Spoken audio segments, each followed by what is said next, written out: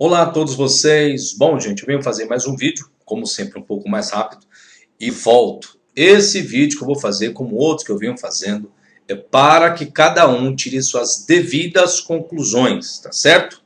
Isso não quer dizer que o que eu esteja colocando aqui é algo que eu concorde, não.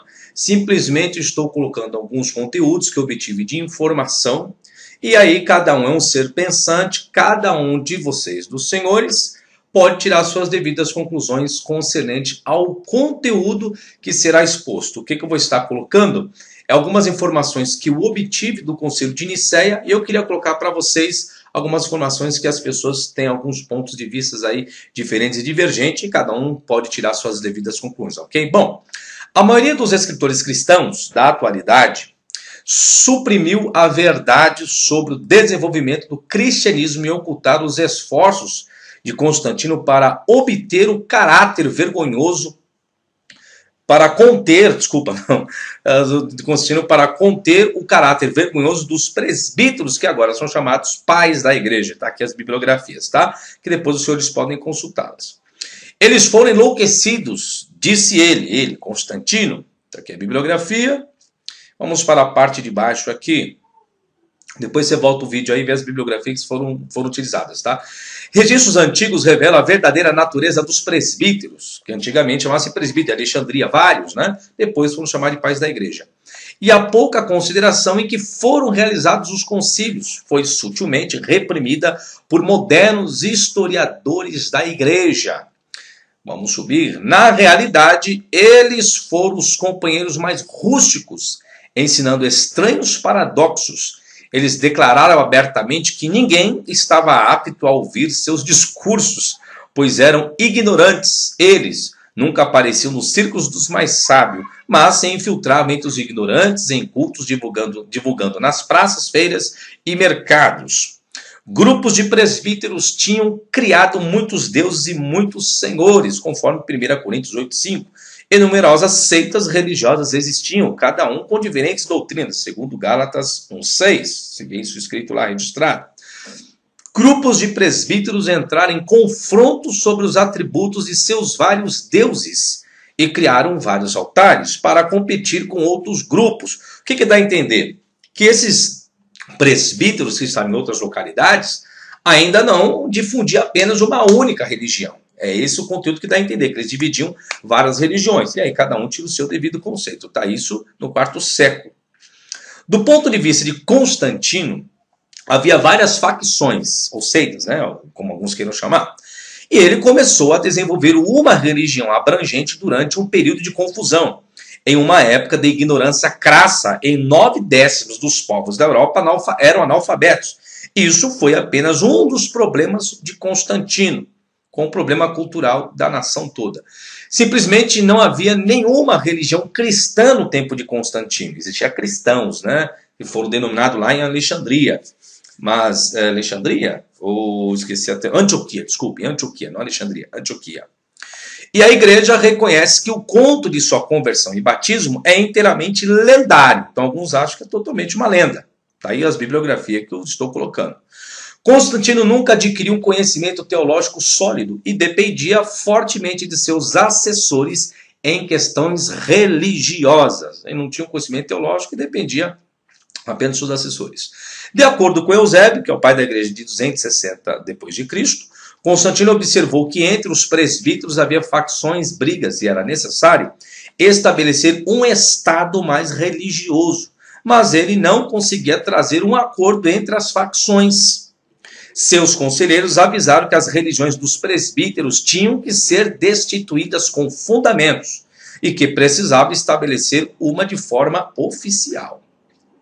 Constantino, então, viu nesse sistema confuso de dogmas fragmentado a oportunidade de criar uma nova religião e que se ligasse ao Estado, neutro em termos de conceito e para protegê-lo por lei. Quando conquistou o Oriente em 324, enviou seu conselheiro religioso espanhol Osíris de Córdoba a Alexandria com cartas para vários bispos, exortando-os a fazer as pazes entre si. Então a briga era enorme. A missão falhou e Constantino, provavelmente por sugestão de Ossos, Em seguida, emitiu um decreto ordenando a todos os presbíteros e seus subordinados que viessem à cidade de Niceia, na província romana da Bitínia, na Ásia Menor. Hoje parece que é a atual Turquia, uma coisa assim. Eles foram instruídos a trazer com eles os testemunhos que discursavam para a multidão em códice, para a proteção durante a longa viagem, e entregá-los a Constantino no momento da chegada em Niceia. Seus escritos totalizaram ao todo 2.231 pergaminhos e contos lendários de deuses salvadores, bem como um relatório das doutrinas discursadas por eles. Então Constantino queria tudo quanto era informação para saber que briga que era, né? E tinha até a questão da diário, que alguns pais da igreja colocaram isso. Depois vou ver se eu consigo trazer um pouquinho do debate que houve do presbítero Ário também, que era em Alexandria. Só que não existiam, existiam vários, né? Primeiro Conselho de Nicéia, os registros desaparecidos. Vamos lá. Assim, o primeiro encontro na história eclesiástica foi convocado e hoje é conhecido como Concílio de Nicéia. Foi um evento bizarro que forneceu muitos detalhes sobre o pensamento clerical desde o início e apresentava uma imagem clara do clima intelectual vigente na época. Foi nessa reunião que o cristianismo nasceu e as decisões tomadas no momento é que são difíceis de calcular.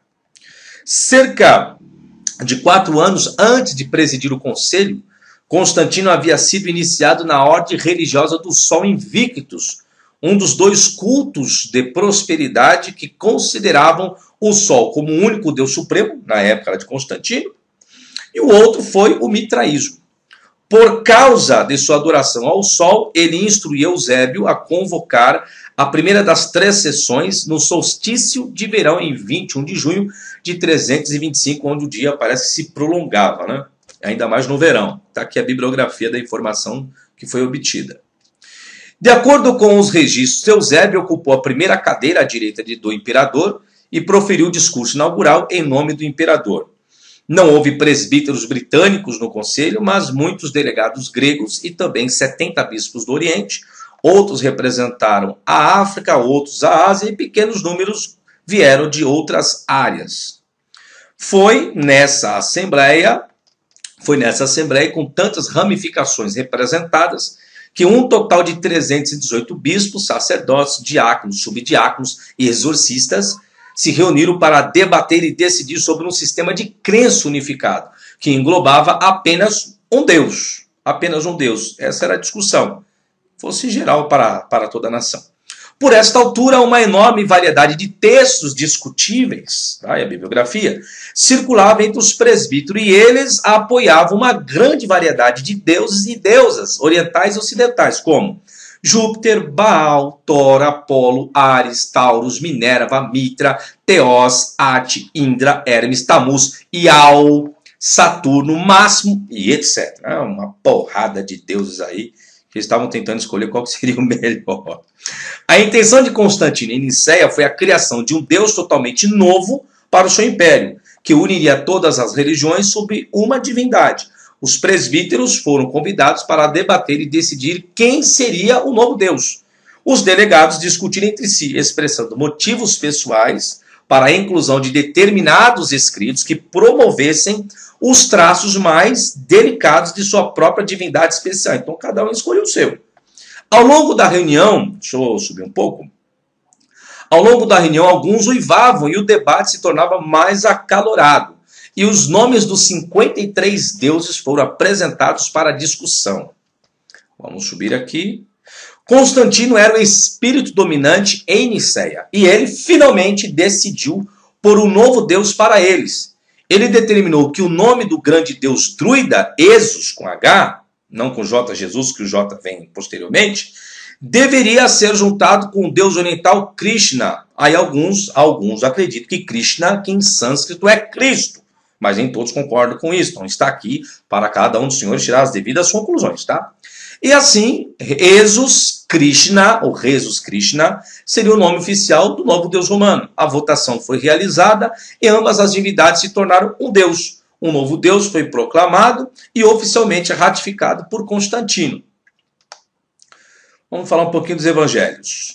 Constantino então instruiu Eusébio de organizar a compilação de um conjunto uniforme dos novos escritos, desenvolvidos a partir dos aspectos primários dos textos religiosos submetidos ao conselho. Então, o que foi decidido no conselho deveria padronizar. Suas instruções eram: examinai-vos estes livros, e tudo que for bom neles, que mantenham, mas tudo que for mal, seja rejeitado. O que é bom em um livro, unir-vos com os outros que sejam também, né? Então, unificar, tal do Novo Testamento, né? E será a doutrina do meu povo, que eu recomendo a todas as nações, e assim não haverá mais guerra por outras religiões. Torna-o surpreendente, disse Constantino, e os livros foram escritos em conformidade daquilo que ele solicitou, né? Isso aí está na Vida de Constantino, volume 4, página 36 ao 39, tá bom? Constantino acreditava que a coleção de mitos uniria as outras religiões sob uma história representativa. Eusébio, que é o pai da igreja, então solicitou aos escribas produzindo 50 cópias, escritas em pergaminhos de forma legível e de uma forma portátil que pudesse se locomover com aquele material. E os escribas realizaram sua arte, também está na Vida de Constantino, volume 4, página 36. E eles eram os novos testemunhos. E estas são a primeira menção, em 331, do Novo Testamento no registro histórico. Aí que surgiu praticamente o Novo Testamento, vamos dizer assim, fechado, né, os livros, né? Não o cânon, porque o cânon foi em 363, mas já estava ali já o processo. Com as suas instruções cumpridas, Constantino então decretou aos presbíteros que os manuscritos mais antigos, não oficializados por ele, fossem queimados. E declarou que se encontrasse com qualquer homem algum manuscrito antigo, que seria cortado os seus ombros, ou seja, decapitado, tá? Isso se vê que os escritos dos presbíteros anteriores ao Concílio de Nicéia não existem mais, com exceção de alguns fragmentos que sobreviveram. Apenas isso. Alguns registros sobreviveram e eles forneceram implicações alarmantes, alguns que sobreviveram, para os documentos antigos da igreja.